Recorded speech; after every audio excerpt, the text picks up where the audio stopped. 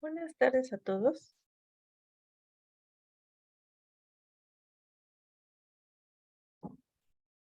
Bienvenidos a los seminarios institucionales del CIVIC. Yo soy Cristina Martínez Garza, secretaria de Centro, y hoy tenemos el gusto de recibir a la doctora Daily Martínez Borrego, también dentro de las nuevas contrataciones para el CIVIC. La doctora Daily Martínez es licenciada en Biología por la Facultad de Biología de la Universidad de La Habana, Cuba, donde posteriormente se tituló como maestra en Zoología y Ecología Animal. Ella estudió su doctorado en Ciencias Naturales aquí en la UAM y sus investigaciones se enfocan en la sistemática molecular y biogeografía de diversos grupos zoológicos, principalmente moluscos terrestres y mamíferos pequeños, abordándolos con un enfoque filogenético, ecológico y morfológico. Ella ha realizado estancias de investigación en el Museo de Historia Natural de Berlín, de la Universidad de Humboldt, y en el ML Bean Life Science Museum de la Brigham Young University. También ha participado como profesora invitada, impartiendo materias en licenciatura y posgrado como biología evolutiva, sistemática filogenética y herramientas de análisis para el modelado de nicho ecológico.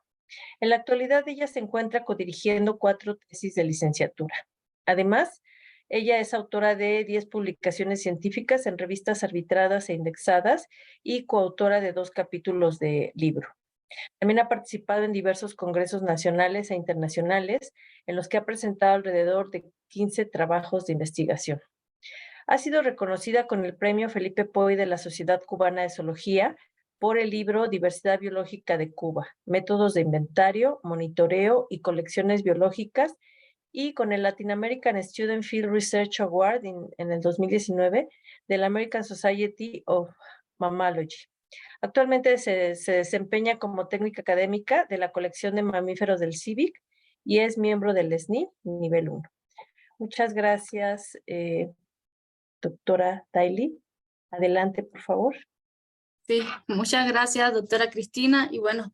también muchas gracias por esta invitación a participar como parte de estos seminarios institucionales. Voy a compartir mi pantalla y si me pueden decir, por favor, cuando ya se vea. Ya la vemos. Solo falta la pantalla completa, por favor. Sí. Listo. Muy bien. Entonces, pues hoy durante esta plática voy a estarles hablando un poco del trabajo que he estado desarrollando durante estos últimos años desde que comencé mi doctorado aquí en la UAM y pues que continúo desarrollando como parte de esta línea de investigación trabajando con el género Reitrodontomys. Y un poco vamos a estar hablando de cuestiones o diversos estudios que hemos hecho con diferentes especies de este género a través de la taxonomía integradora y también los retos que hemos tenido con pues las especies crípticas que forman parte de este género. Entonces, Reitrodontomys es un género que se distribuye desde Canadá, desde una parte de Canadá y que llega hasta el noroeste de Colombia y Ecuador. Entonces es un género que se considera con una amplia distribución, pertenece a la familia Chrysetidae y se consideran uno de los géneros más diversos de Norteamérica. Es muy fácil distinguirlos cuando tenemos su cráneo, cuando colectamos el animal en el campo, porque tienen la peculiaridad de un eje central o en los incisivos superiores, por lo que es una manera rápida de identificarlo. Ahora, esa es como la parte fácil de cómo se puede identificar a nivel del género, pero ya después llegar hasta las especies pues se hace un poco más complicado en alguna de estas especies. Para México en particular, pues se distribuyen 14 especies, de las cuales 6 son endémicas, y pues con estos resultados que han ido saliendo, pues sí, pues estos números van aumentando de a poco. Entonces, este género se empezaron a recuperar sus relaciones filogenéticas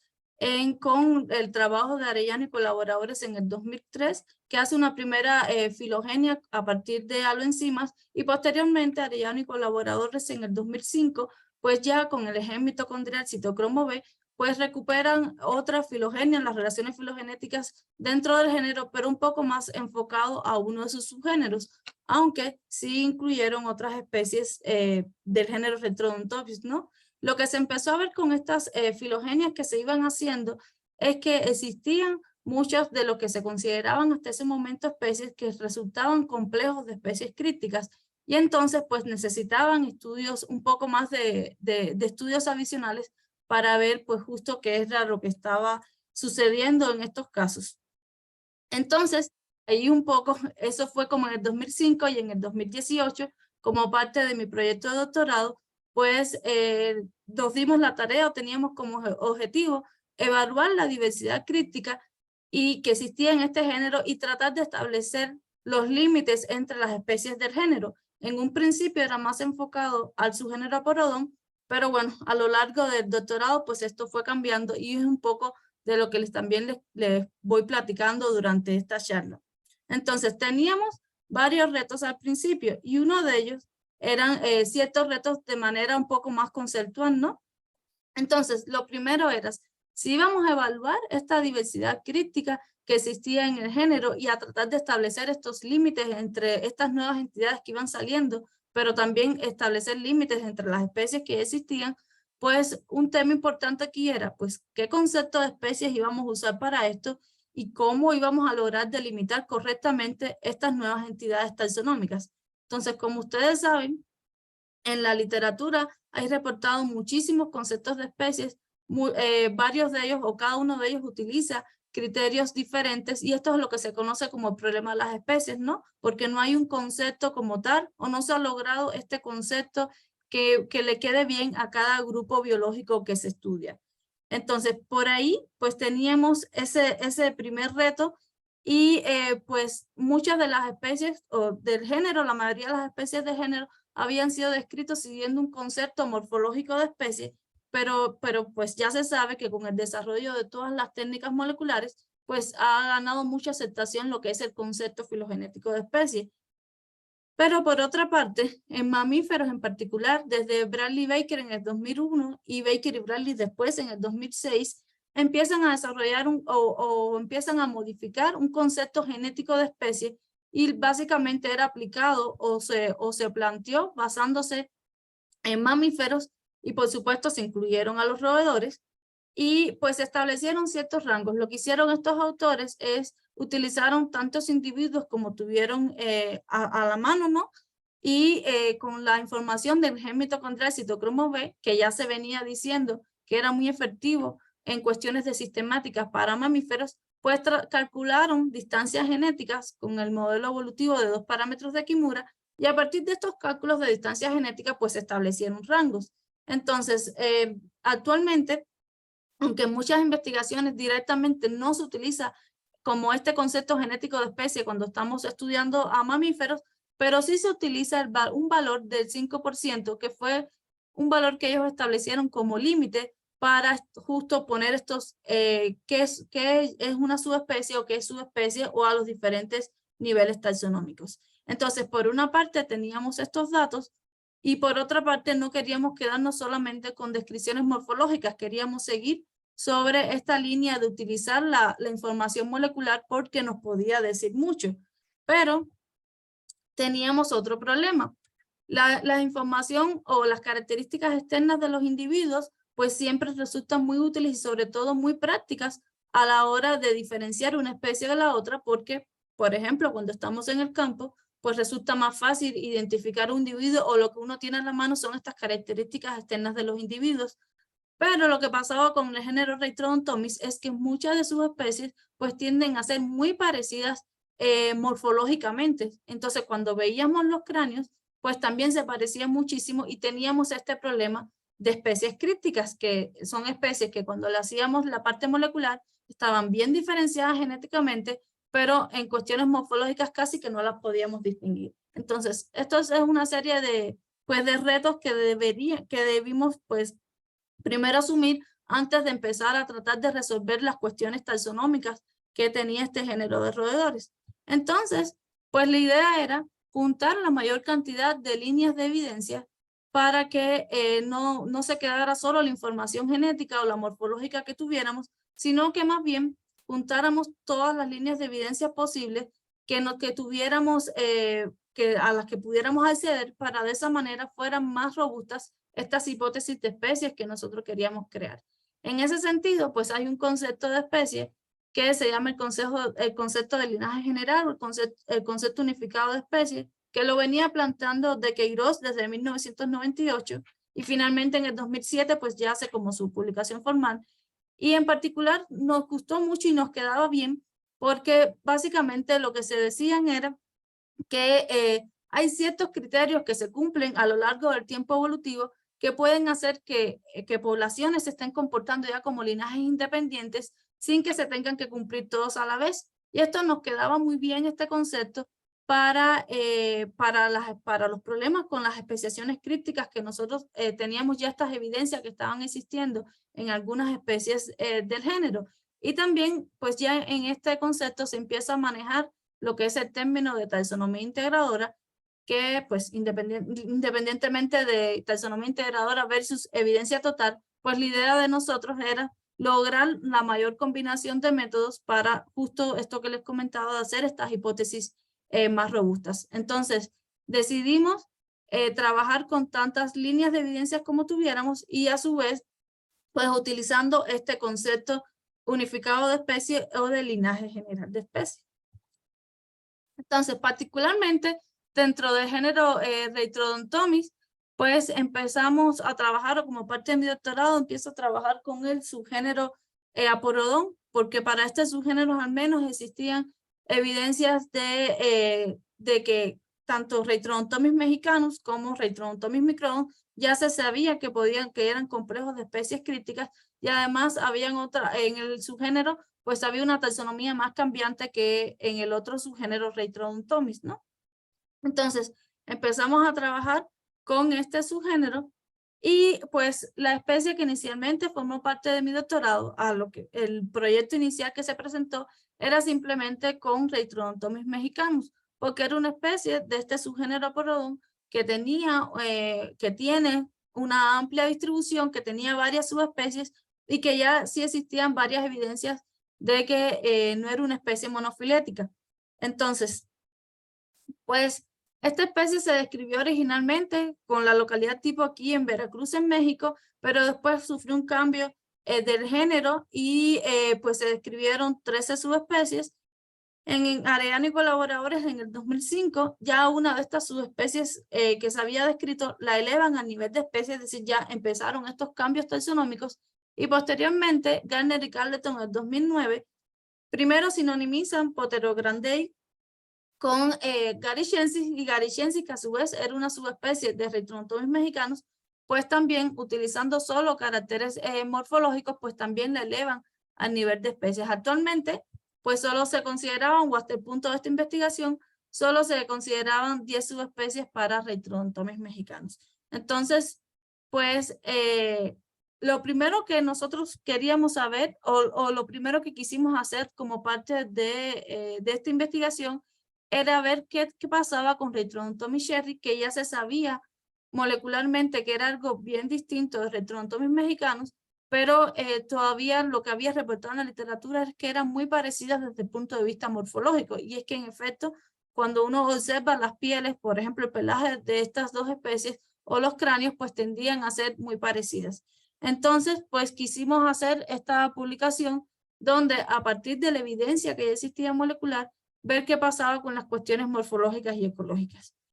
Y pues lo que encontramos es que en cuanto a la forma del cráneo, sí existían diferencias significativas,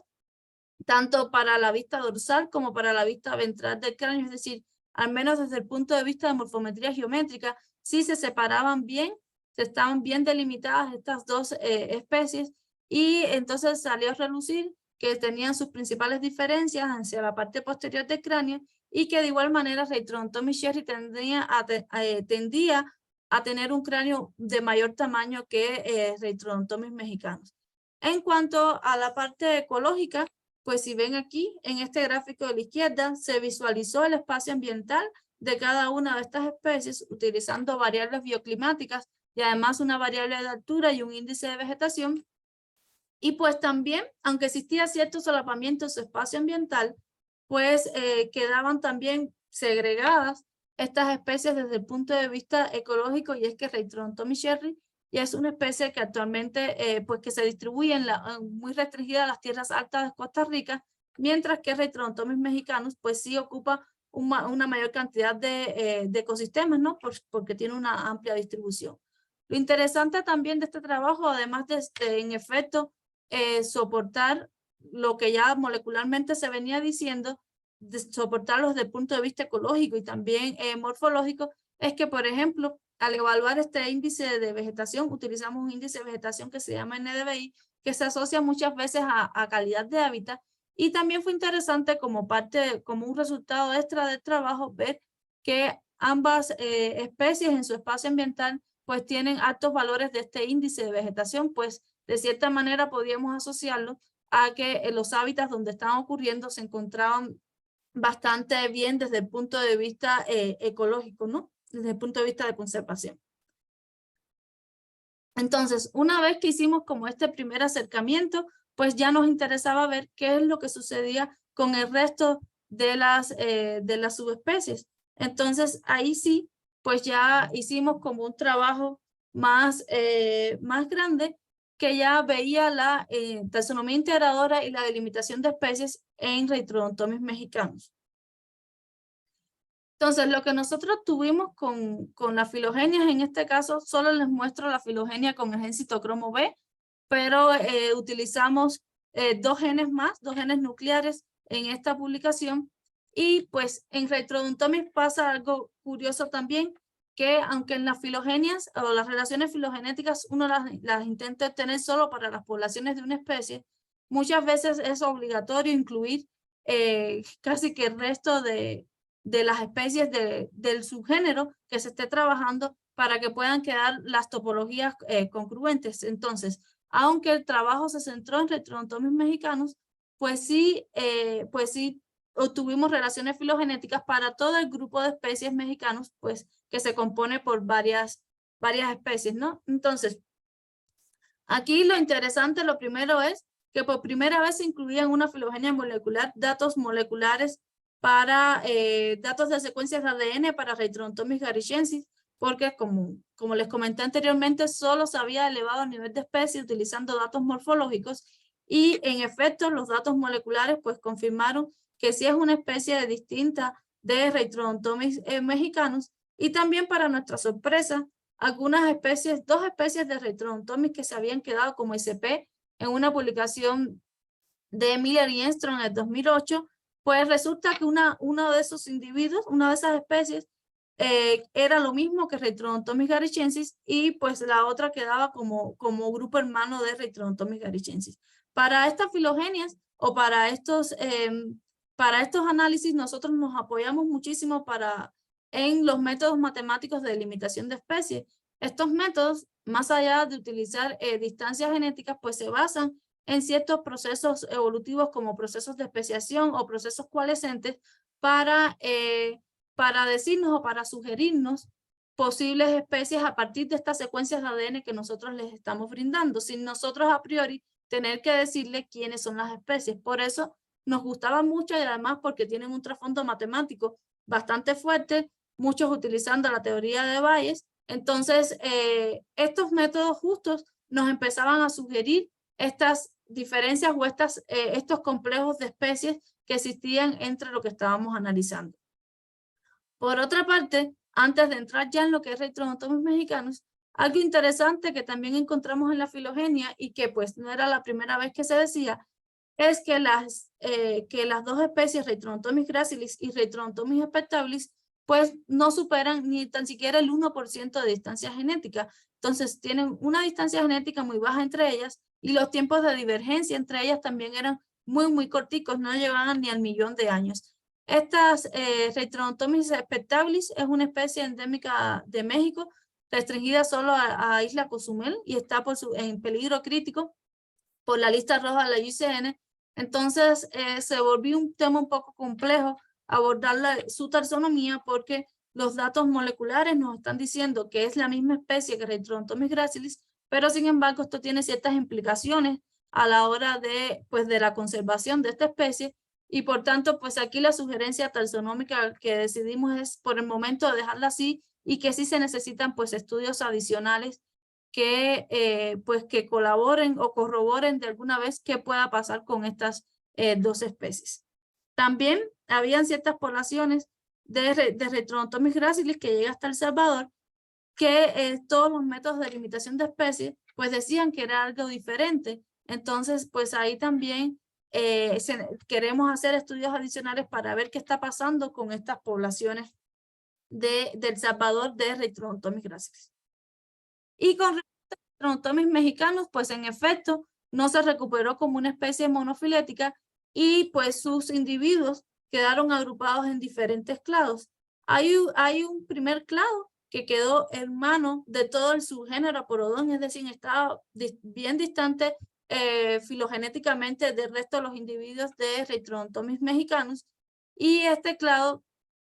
pues ya desde Arellano y colaboradores en el 2005 se venía diciendo que era algo totalmente distinto. Todos los métodos de delimitación coincidieron en que es algo diferente. El resto de los individuos pues se agruparon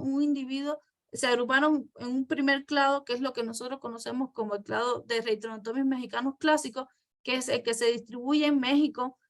una parte de Guatemala y hasta El Salvador. Lo que pasa con estos individuos de El Salvador, o lo que pasó,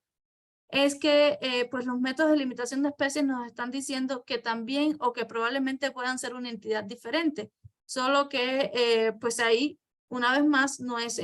nombrar especies o elevar poblaciones a nivel de especies, sino que más bien pues se necesitan estudios adicionales cuando empezamos a tener estas primeras evidencias. Y pues también por primera vez pues, se podía incluir todo este gran muestreo para Reitrodontomys mexicanos, incluyendo las poblaciones que quedaban en Sudamérica, poblaciones que formaron diferentes clados y que quedaron como grupo hermano de Reitrodontomys dariensis, que es la especie del género que se distribuye en la selva del Darién en Panamá. Entonces, dentro de Sudamérica, pues los métodos de limitación de especies no fueron congruentes entre ellos, pero al menos sí se identificaron bien dos entidades taxonómicas, una que se quedaba restringida a Colombia y otra que sí asumía una parte de Colombia y la otra de Ecuador, yendo por los Andes. Entonces, cuando estimamos las distancias genéticas para que nos sirviera como punto de comparación con lo que ya Baker y Bradley reportaban en sus trabajos con mamíferos del 2006 y del 2001, pues las distancias genéticas que nosotros teníamos con este mismo modelo evolutivo, pues superaban por mucho el 5% que ellos proponían como límites de especies, con la única excepción de esta población de El Salvador, que se queda justo en el límite inferior, y que por eso también pues no nos atrevimos a hacer algunas conclusiones taxonómicas. Entonces, una vez definidos estos clados o estas posibles especies con estos métodos de limitación y con las filogenias, pues a partir de estos grupos que se formaban, y les empezamos a hacer otros análisis ya más morfológicos y ecológicos. En cuanto a la morfometría geométrica, pues no pudimos utilizar todos los clados porque no teníamos en todos la N suficiente para estudiar sus cráneos, pero sí pudimos al menos estudiar o analizar 3 de ellos, y en efecto, pues habían diferencias morfométricas tanto para la vista dorsal como para la vista ventral del cráneo. En este caso, pues la vista ventral del cráneo, que es esta que les muestro aquí abajo, un análisis de variables canónicas, pues nos permitió recuperar mejor esta segregación entre estos clados que estábamos analizando, y justo a esta vista se le ha asociado que tiene pues una mejor señal filogenética. Y entonces esta población, que es la que queda, este clado, que es la que queda hermano a todos los subgéneros Aporodon, pues sí es el que más se segrega, mientras que los otros que están más cercanos filogenéticamente, pues quedaban a su vez más cercanos entre ellos en el morfoespacio. En cuanto a los modelos de nicho, pues también pues modelamos estas áreas de mayor idoneidad para cada especie que se delimitó, y el clado 1 pues quedó distribuido principalmente en Sierra Madre Oriental y norte de Oaxaca, El clado 2, que es el Rentrodontomis mexicanos clásico, pues viene un poco más hacia una parte final de la Sierra Madre Oriental, norte de Oaxaca, y las tierras altas de Chiapas y Guatemala, con una parte de El Salvador. Y los clados de Sudamérica, pues había uno que sí quedaba su mayor adecuación climática hacia la parte de la cordillera occidental y central de los Andes colombianos, mientras que el otro sí iba por la región suroccidental de los Andes colombianos hasta el norte de los Andes ecuatorianos. Entonces, también en cuanto a las cuestiones ecológicas, pues comparamos estadísticamente la información del hábitat de estas variables bioclimáticas que obtuvimos, y sí había una buena segregación ecológica. Estas son los clados de Sudamérica y estos son los clados de México y Centroamérica, y entonces pues estos comparten una mejor cercanía o se parecen más ecológicamente, aunque muy poco, a estos de Sudamérica. Entonces, hasta aquí pues teníamos que con diferentes líneas de evidencia podíamos de cierta manera un poco organizar o explicar mejor estas hipótesis de especies, lo que estaba pasando con Rheitrodontomis mexicanos. Y pues las principales conclusiones taxonómicas a las que nosotros llegamos es que el clado 2 retuviera ese nombre de Rheitrodontomis mexicanos sensu estricto, sobre todo porque dentro de su distribución abarca la localidad tipo que se utilizó para describir esta especie. El clado 1 constituye una especie nueva hermana a todo el subgénero Aporodon y que está pendiente de su descripción taxonómica. Para las especies de Sudamérica, aunque se sabe que existen dos entidades ya bien diferenciadas, pues las distribuciones de estas entidades no coinciden con las subespecies que estaban reportadas para esta región, por lo que sí creemos que son necesarios un poco más de estudios en esta región para ver los nombres o las asignaciones taxonómicas que deben tener estas entidades. Y bueno, nosotros también sugerimos, aun con la implicación que pueda tener, que se debe reevaluar el estatus taxonómico de Spectabilis con respecto a Rheitrodontomis gracilis, y pues también estudiar estas poblaciones de Rheitrodontomis gracilis de Centroamérica, porque pareciera ser que son algo totalmente diferente a las poblaciones de México de esta especie. Entonces, otra especie que también nos llamaba la atención pues era Rheitrodontomis microdon. Esta especie tenía un poco más clara su situación taxonómica, porque solo tenía 3 subespecies descritas y una sola pues abarcan principalmente México y una sola pues llegaba hasta estas tierras altas de Guatemala. Es una especie con sus subespecies tenían una marcada distribución alopátrica y era la primera evidencia de que aquí podían haber procesos de especiación concluidos. Y ya desde Arellano y colaboradores en el 2005, que solo utilizaron Rheitrodontomis microdon apilabris y Rheitrodontomis microdon, pues se venía diciendo que era algo diferente, pero no se había incluido a Banner. Entonces, pues aquí también quisimos ver qué era lo que pasaba con esta especie y también sus relaciones con respecto al grupo de especies, grupo Tenirostris, que es al que pertenece dentro del subgénero Aporodon. Entonces, básicamente, o una vez más, utilizamos los métodos de limitación de especies para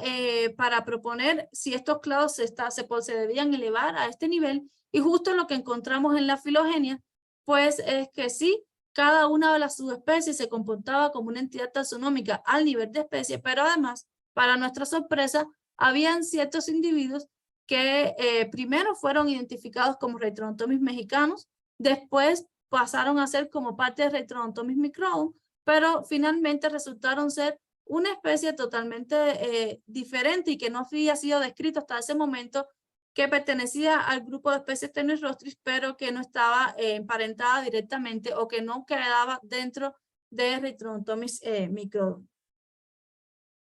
Entonces, una vez que nosotros teníamos esta delimitación, también queríamos probar desde el punto de vista ecológico qué pasaba, y entonces quisimos hacer este análisis, que es un análisis bien interesante de filogeografía, que nos permite ver a partir de modelos de nichos, de mapas de modelos de nichos que se convierten a mapas de fricción, pues ver la conectividad entre estas especies o estos clados que se estaban delimitando a nivel de especie en Rheitrodontomis microdon. Entonces, a partir de la información de haplotipos y un mapa de fricción, donde las zonas con menor costo a la dispersión van a ser aquellas zonas que en el modelado de nichos son las que tienen mayor idoneidad climática. Entonces, pues se junta una matriz con esto y los haplogrupos y nos permite hacer posibles, encontrar o estimar posibles rutas de conectividad y ver, podíamos hablar o discutir en términos de si había un flujo génico interrumpido o no. Pues exactamente lo que encontramos es que cada uno de estos haplogrupos o estos clados que habían sido delimitados como especies, pues no compartían entre ellos ninguna ruta de conectividad. Y para nuestra sorpresa, una especie que se describió en el 2004, que se llama Retronotomys wagneri, que es una de las más recientes que había sido descrita, pues sí, ya en la filogenia nos había dado que estaban muy emparentadas, no superaba ni un 3% de distancia genética con estas poblaciones de Retronotomys microdon wagneri, y también cuando hicimos estos análisis, pues mostraban valores relativamente altos de ruta de conectividad, y todos estos resultados pues nos llevaron primero a decir que en Retronotomys microdon cada una de sus subespecies debería ser elevado a nivel de especie. Esto es algo que en la actualidad ya se asume así. Y también quedaba pendiente la descripción de una especie nueva, pero que también que Retronotomys bakeri debería pasar a ser subespecie de lo que ahora se conoce como Retronotomys wagneri. Entonces, aquí también, con esta combinación de métodos, pues pudimos un poco hacer sugerencias taxonómicas de lo que estaba pasando con esto que también se consideraba un complejo de especies críticas. Entonces, hasta ahí fue un poco pues todo lo que se abordó como parte de mi doctorado, pero quedaban diferentes proyectos que qué estaba pasando con otras especies del género. Y recientemente, pues con esta especie, con Retronotomys sumicrasti, pues pudimos publicar un artículo donde esta especie desde el 2013, Hardy y colaboradores en el 2013 ya habían dicho que lo que estaba pues a ambos lados del istmo de Tehuantepec, pues eran dos entidades taxonómicas diferentes, porque tenían esta barrera geográfica bastante fuerte, que es pues no solo para Retronotomys sumicrasti, sino para hay muchos grupos biológicos que pues se conoce que el istmo de Tehuantepec ha servido como una barrera geográfica eficiente para lograr procesos de especiación concluidos, ¿no? Entonces, a nosotros nos interesaba saber, como parte de esta investigación, qué estaba pasando con estas poblaciones que habían quedado de este lado del istmo de Tehuantepec. Entonces, aquí también se hicieron análisis con genes mitocondriales y diferentes genes nucleares, y se hicieron también análisis de delimitación de especies, se hicieron pruebas de conservadurismo de nicho, y pues también se simuló la historia espaciotemporal de los linajes. Y justo lo que encontramos es que hay 4 clados bien diferenciados dentro de Retronotomys sumicrasti que no tenían equivalencia de nicho, es decir, que en cuestiones ecológicas estaban un poco diferenciados, es decir, tenían características ambientales diferentes. Y la historia espaciotemporal nos permitió un poco conocer cómo habían sido los procesos de diversificación en este género, que básicamente comenzó en las tierras altas de Chiapas, más hacia la parte mesoamericana, hacia la parte de Centroamérica, y se movió hacia arriba cruzando el istmo de Tehuantepec alrededor de 2 millones de años, pero también comenzó a bajar hacia las poblaciones que actualmente pues, se distribuyen en Costa Rica y Panamá. De todos estos resultados, pues nosotros lo que concluimos con Retronotomys sumicrasti es que pues, las poblaciones al sur del istmo se consideran que conformaron un clado, pues se deberían considerar una especie diferente, y siguiendo el código de nomenclatura zoológica se le tenía que dar prioridad al nombre Retronotomys australis, porque fue la primera subespecie que se describió pues, de estas poblaciones que se distribuían por debajo del istmo de Tehuantepec. También las poblaciones agrupadas en el clado 2 pues deberían reconocerse como Retronotomys nectarus, y una de las subespecies de sumicrasti que quedó incluidos sus individuos como parte de este clado, pues ahora pasaría a formar parte de una subespecie de Retronotomys nectarus. Las poblaciones agrupadas en el clado 3 serían las que retendrían este nombre de Retronotomys sumicrasti sensu stricto, y en el caso el clado 4, pues son poblaciones que se distribuyen en Cualcomán y Dos Aguas y que resultaron totalmente diferentes, tanto genética como en la parte ecológica, resultaron diferentes hay restos de lo que se venía viendo como Retrodontoma sumicrastis, y esta es una nueva especie que queda pendiente de descripción. Entonces, hasta ahí son como casos más puntuales que hemos ido viendo con diferentes especies, pero en la actualidad lo que más nos interesa es abordar el género como un todo, ¿no? Ver qué está pasando con todos los procesos de especiación o cómo son las relaciones filogenéticas ya dentro del género como un todo. Entonces, para esto, debido a que, pues, desgraciadamente no tenemos acceso a herramientas más modernas como mitogenomas o como tal, como en esta era genómica, pues hasta el momento lo que hemos decidido es seguir trabajando con el citocromo B, porque ha resultado ser un gen de gran efectividad, no solo para mamíferos, sino acotado específicamente en roedores, y al género Retrodontoma, pues nos ha resultado muy bien para recuperar las relaciones filogenéticas, las relaciones evolutivas dentro de este género. Entonces, pues nosotros pasamos de lo que fue esta primera filogenia con el gen citocromo B en el 2005 a tener una filogenia bastante robusta que incluye 20 de las 24 especies que actualmente se reconocen dentro de Retrodontoma, dentro del género, y pues a estimar también los tiempos de divergencia. Entonces, pues aquí en esta filogenia que estamos obteniendo en la actualidad, las relaciones evolutivas entre sus especies han variado un poco. Hemos tratado de incluir incluso especies que no están todavía, que no han sido descritas formalmente, pero tratamos de incluir sus secuencias para que sea lo más completa posible esta filogenia. Y también pues un poco se ha vuelto dinámica, ¿no? Porque recientemente también salió que parece que dentro de Retrodontoma crisosis hay un artículo publicado de León Tapia y colaboradores en el 2023, pues al menos hay 2 entidades taxonómicas diferentes. Entonces, Retrodontoma, hay veces como chiste lo estamos llamando como los nuevos Peromyscus, que pues es un género de roedores que es muy, muy diverso, y pues cada vez siguen surgiendo especies nuevas, y nosotros creemos que con estos estudios pues podemos ayudar a dilucidar la sistemática de género, pero sobre todo nos interesa recuperar la historia evolutiva. ¿Qué ha pasado? ¿Por qué este género es tan diverso? ¿Por qué hay algunas especies en el género que, como Retrodontoma megalotis, que aunque tienen una distribución muy amplia desde Canadá hasta México, pues hay muy poca variabilidad genética, mientras que otras con una distribución más restringida, pues sí tienen una alta variación genética? Entonces, ahorita en lo que estamos enfocados con el género, además de estar recuperando sus relaciones filogenéticas, pues nos interesan los análisis biogeográficos, nos interesa modelar el pasado o recuperar distribuciones históricas del género para empezar entonces a crear hipótesis de cómo fueron su distribución o cómo ha sido su diversificación, sus procesos de especiación a lo largo del tiempo evolutivo. Y también nos interesa recuperar el espacio filoclimático para ver en estos estados,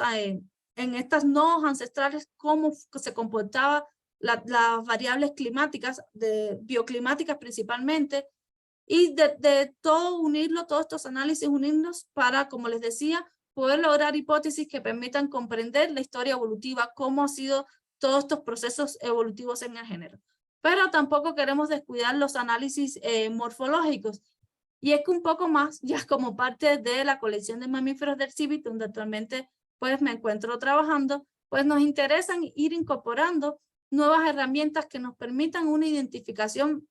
hasta cierto punto eficaz en una identificación de las especies, una identificación más práctica. En este punto, Retrodontoma, como es un género que tenemos bastante bien estudiado y de cierta manera bien representado en nuestra colección, pues ha sido punto de partida de, por ejemplo, de estos análisis que estamos empezando a implementar y que hemos hecho en los primeros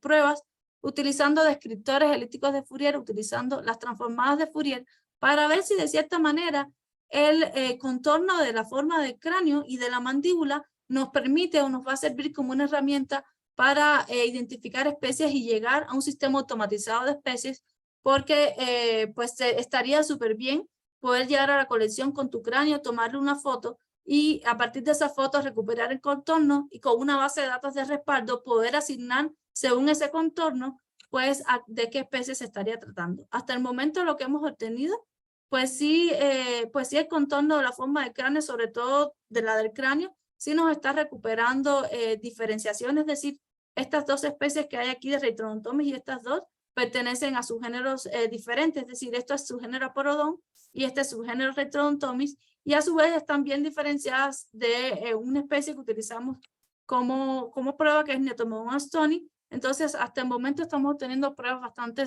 favorables al respecto y ojalá si se pudiera llegar a este sistema automatizado de especies, para el cual también sería súper ideal poder tener un escáner 3D. Es un proyecto en el que estamos trabajando y esperamos que más pronto de lo que se pueda, pues sí, poder tener acceso, sobre todo porque un escáner 3D del cráneo nos permitiría obtener muchísima información sin tener que estar accediendo constantemente al material, lo cual también a largo plazo ayuda a la preservación del material en las colecciones. Y bueno, finalmente, pues se sabe del valor taxonómico que tienen los pelos de guarda en mamíferos, y también estamos un poco incursionando en ver, sobre todo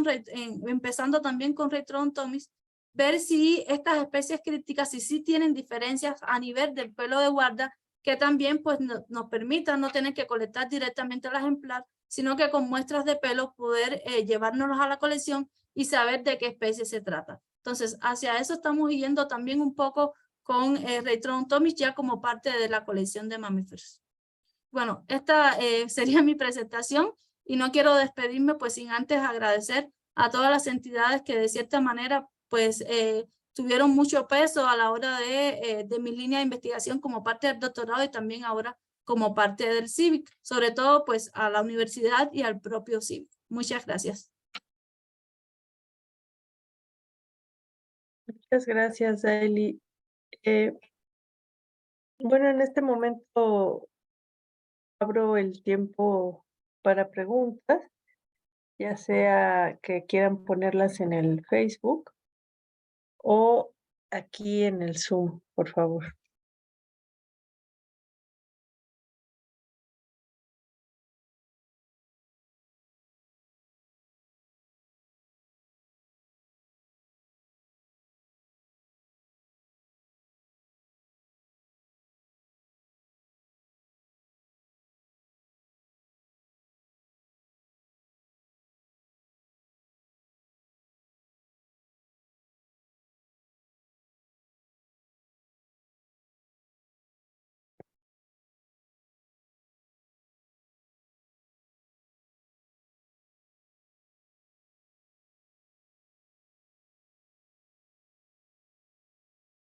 En lo que se animan, Daily, ¿nos podrías contar un poquito cómo es el asunto de los ejemplares? ¿Muchos son de la colección del CIVIC y otros los pidieron prestados o cómo estuvo? Pues una parte eran de la colección, pero eran datos o ya tejidos que se tenían, pero pues sí, la mayor parte se tuvieron que, pues visité varias colecciones que están muy bien representados el género aquí dentro de México, pero pues también en Estados Unidos. Entonces se hizo una combinación de visitas a las colecciones para poder tomar las fotos de los cráneos y la información. Y también por otro lado, pues sí se hicieron préstamos permanentes, se solicitaron préstamos permanentes de tejido,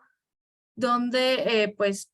sí, fue lo que permitió tener este gran muestreo, ¿no? De ahí el valor de las colecciones, que muchas veces no se puede hacer todo el trabajo de campo que uno quisiera y pues las colecciones te ayudan a obtener el material para los diferentes estudios. Y un poco eso es como un tema muy interesante, el asunto de tener las colecciones. Ya tengo aquí un comentario en el Facebook, te lo voy a leer. Doctora Valentina Carrasco Carballido, felicidades. ¿Qué tan fácil es hacer este tipo de investigación en México? ¿O se requiere aún la colaboración con otros países? Bueno, México en comparación con otros países, por ejemplo, de América Latina, pues sí se hace más fácil los recursos, entre comillas, aquí, sobre todo, por ejemplo, comparando yo que vengo desde Cuba, pues sí se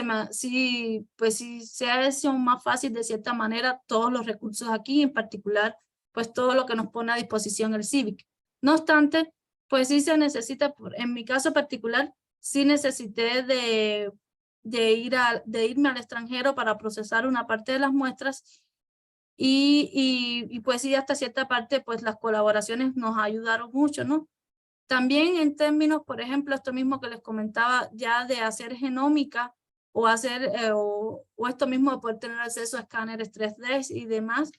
pues sí ya se vuelve un poquito más complicado aquí en México, pero por cuestiones de recursos, por cuestiones de la infraestructura, pero sí hay muchos investigadores que lo están haciendo, que sí lo han logrado, y yo pienso que es relativo, pienso que depende del grupo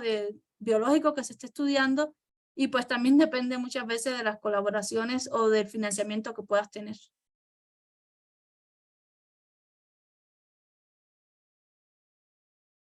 Muchas gracias, Daily. ¿Alguna otra pregunta, comentario? Los pueden poner aquí en el chat o en los comentarios del Facebook.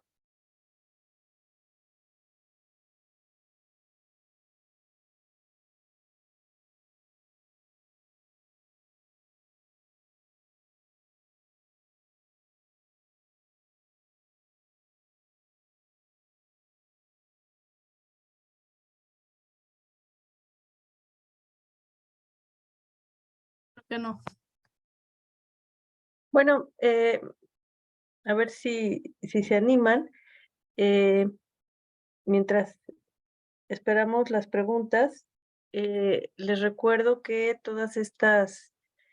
conferencias están siendo grabadas, se quedan en el Facebook para que puedan verlas nuevamente o compartirlas, y también pueden verlas en el YouTube del CIVIC. Ahí se quedan todas grabadas. Aquí está la doctora Deli Martínez, puso sus correos electrónicos de contacto. Por si más adelante quieren ponerse en contacto con ella, hacerle alguna otra pregunta, pues adelante.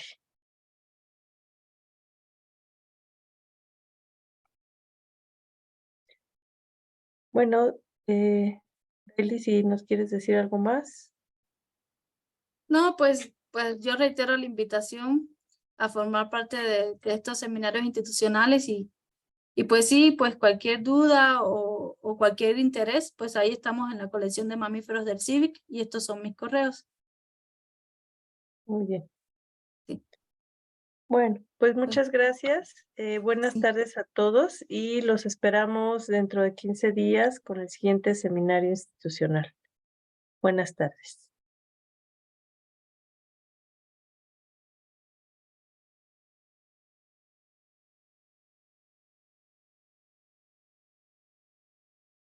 Bueno, muchas gracias, doctora. Gracias a ti, Daily. Sí, nos vemos. Bye. Bye.